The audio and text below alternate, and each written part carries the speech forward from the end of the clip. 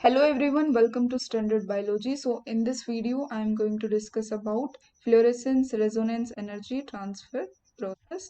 So ये एक ऐसी टेक्निक होती है जिसके थ्रू हम लाइव प्रोटीन का इंटरेक्शन जो है एक सेल के अंदर चेक कर सकते हैं।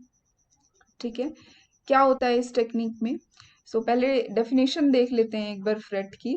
फ्रेट एक ऐसा फिनोमेना होता है जिसमें डोनर मॉलिक्यूल को एक्साइट किया जाता है और वो डोनर मॉलिक्यूल जो है फर्दर अपनी एनर्जी को ट्रांसफर करता है एक्सेप्टर मॉलिक्यूल के पास एक नॉन रेडिएटिव प्रोसेस के थ्रू। ध्यान रहे यहाँ पे एनर्जी का ट्रांसफर होता है, इलेक्ट्रॉन का ट्रांसफर नहीं होता। दूसरा, ये एक नॉन रेडिएटिव प्रोसेस होती है। ठीक है, it is a highly distance dependent radiation less energy transfer. देखो, रेडिएशन तो निकलती है, रेडिएशन किस में से निकलेगी? जो एक्सेप्टर मॉलिक्यूल है वो कुछ एक्साइटेशन के बाद इमिशन करता है तो वहां पे तो रेडिएशन निकलेगी, लेकिन जो ट्रांसफर होता है एनर्जी का वो एक नॉन रेडिएटिव फॉर्म में होता है। सिर्फ एनर्जी का ट्रांसफर होता है, डाइपोल डाइपोल वीक इंटरेक्शन के थ्रू ये एनर्जी का ट्रांसफर होता है। इसीलिए ये जो प्रोसेस है ये डिस्टेंस डिपेंडेंट प्रोसेस है। 10 नैनोमीटर से अगर ज्यादा का डिस्टेंस होगा डोनर और एक्सेप्टर मॉलिक्यूल के बीच में तो कोई भी एनर्जी का ट्रांसफर देखने को नहीं मिलेगा। तो ये एक नेसेसरी क्राइटेरिया है उसके लिए कि डिस्टेंस जो है वो 10 नैनोमीटर से कम होना चाहिए डोनर और एक्सेप्टर मॉलिक्यूल के बीच में, तभी जो है फ्रेट होगा, तभी रेजोनेंस एनर्जी ट्रांसफर होगा। डोनर जो है वो एक फ्लोरोफोर होता है जो कि इनिशियली एब्जॉर्ब करता है एनर्जी को, और एक्सेप्टर दूसरा फ्लोरोफोर होता है वो फर्दर उस एनर्जी को मतलब जो डोनर फ्लोरोफोर है जब वो एनर्जी को एब्जॉर्ब करके वो ट्रांसफर करेगा एक्सेप्टर मॉलिक्यूल के पास। ठीक है, और एक्सेप्टर भी क्या होता है? एक फ्लोरोफोर होता है। अब जो एक्सेप्टर है उसकी अपनी प्रॉपर्टी है, वो इमिशन करेगा और वो इमिशन लाइट हमें पता चलेगी कि किस वेवलेंथ पे उसने इमिशन किया है, और इसके थ्रू हमें पता लग जाएगा कि जो प्रोटीन प्रोटीन का इंटरेक्शन हम देख रहे थे उसमें एक प्रोटीन दूसरे प्रोटीन के साथ इंटरेक्ट कर रहा है या नहीं कर रहा है। अब यहाँ पे देखिए, यहाँ पे प्रोटीन ए है, ये प्रोटीन बी है।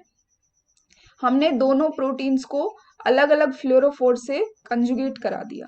CFP यहाँ पे डोनर फ्लोरोफोर है, YFP यहाँ पे एक्सेप्टर फ्लोरोफोर है। ठीक है, अब यहाँ पे अगर रेडियस जो डिस्टेंस है CFP और YFP के बीच का अगर ये 10 नैनोमीटर से ज्यादा रहा तो यहाँ पे कोई भी फ्रेट नहीं होगा।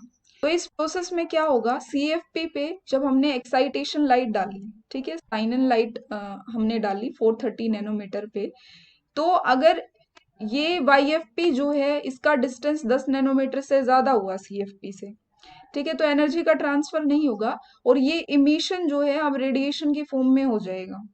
अब इमिशन जो है वो वायलेट लाइट यहाँ पे इमिट होगी। तो इससे हमें पता लग जाएगा जो प्रोटीन ए है वो प्रोटीन बी से इंटरेक्ट नहीं कर रहा है, क्योंकि यहाँ पे YF का इमिशन नहीं हुआ। इमिशन कैसे होगा? जब इसने एनर्जी को एब्जॉर्ब ही नहीं किया तो।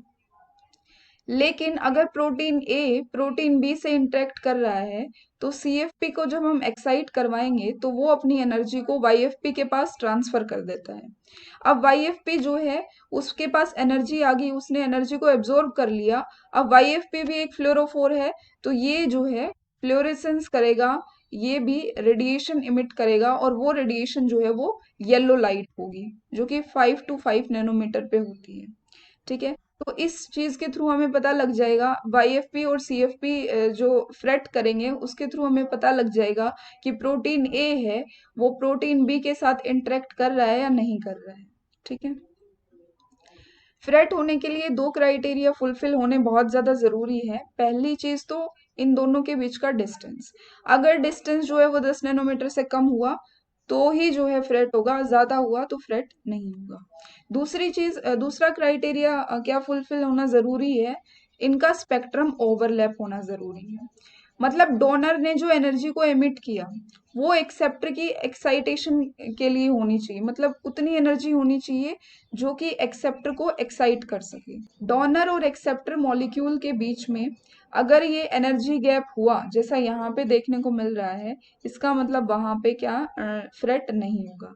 लेकिन अगर डोनर जो है वो ऐसी वेवलेंथ की लाइट को इमिट कर सकता है जिस लाइट पे एक्सेप्टर मॉलिक्यूल जो है वो एक्साइट हो, उसको तो उस टाइम पे ये जो है एक्साइटेशन पॉसिबल होगा एक्सेप्टर का, और यहाँ पे इनकी एनर्जी जो है वो ओवरलैप करेगी। इसी को ही हम स्पेक्ट्रम ओवरलैप बोलते हैं।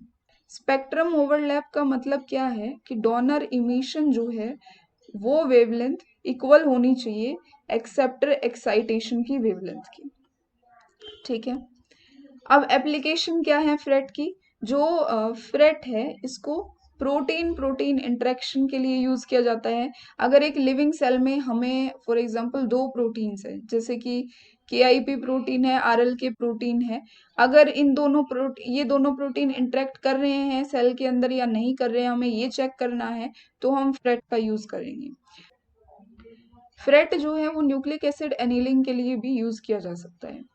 जैसे कि अगर हमें दो RNA का इंटरेक्शन चेक करना है, तो जो फर्स्ट RNA है उसको एक डोनर मॉलिक्यूल के साथ अटैच करा दिया, और जो दूसरा RNA है उसको हमने अटैच करा दिया, कॉन्जुगेट करा दिया एक्सेप्टर मॉलिक्यूल के साथ।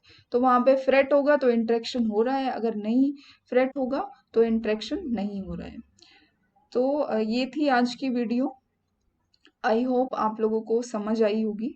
ठीक है, so thank you so much for watching this video. अगर आपको ये वीडियो पसंद आई तो आप लाइक कर सकते हैं, शेयर कर सकते हैं और इस चैनल को सब्सक्राइब कर सकते हैं।